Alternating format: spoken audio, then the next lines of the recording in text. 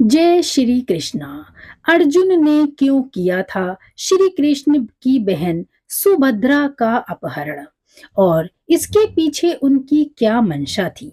चलिए आइए जानते हैं एक बहुत ही रोचक कहानी के माध्यम से। अर्जुन श्री कृष्ण के कहने पर द्वारिका पहुंचे थे। द्वारिका में अर्जुन ने श्री कृष्ण की बहन सुभद्रा को देखा तो वह उन्हें देखकर मोहित हो गए और फिर अर्जुन ने सुभद्रा का अपहरण कर लिया। महाभारत काल में अर्जुन और सुभद्रा के प्रेम और विवाह का वर्णन मिलता है। सुभद्रा श्री कृष्ण की बहन थी और श्री कृष्ण के कहने पर अर्जुन और सुभद्रा का विवाह संपन्न हुआ था। अर्जुन पहले से ही विवाहित थे। उनकी पत्नी का नाम द्रौपदी, उलूपी और चित्रांगदा था। लेकिन सुभद्रा को देखकर अर्जुन मोहित हो गए और फिर श्री कृष्ण की सहायता से दोनों का विवाह हुआ था। श्री कृष्ण के बुलावे पर एक बार अर्जुन द्वारिका पहुंचे थे।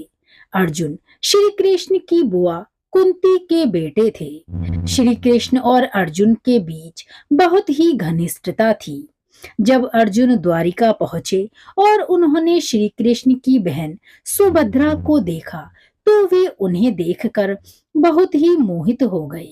श्री कृष्ण ने यह स्थिति भांप ली, परंतु अर्जुन जानते थे कि सुभद्रा से उनका विवाह संभव नहीं है। लेकिन श्री कृष्ण ने दोनों के विवाह का प्रस्ताव रख दिया, जिस पर अर्जुन का यकीन कर पाना असंभव था और आसान भी नहीं था। श्री कृष्ण का कहना था दोनों का विवाह आसान नहीं है, क्योंकि बलराम सुभद्रा का विवाह दुर्योधन से करवाना चाहते थे। इसीलिए वे इस विवाह के खिलाफ थे।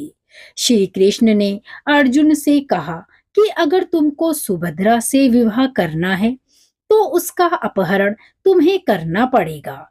श्री कृष्ण ने अर्जुन से बताया कि सुभद्रा से विवाह करना है तो उसे रेवदर पर्वत से भगाकर ले जाओ। अपहरण का यह खेल रचाया श्री कृष्ण ने। श्री कृष्ण के कहने पर अर्जुन ने सुभद्रा को प्रेम के बारे में बताकर उसको रेवदर पर्वत से अपने साथ ले गए। जब ये बात बलराम को पता चली तो वे बहुत ही क्रोधित हो गए। बलराम ने अपने सैनिकों के साथ अर्जुन को रोकने की कोशिश की, परंतु वह असफल रहे। इसके बाद अर्जुन ने सुभद्रा से गंधर्व विवाह कर लिया और वे उसे अपने नगर ले आए।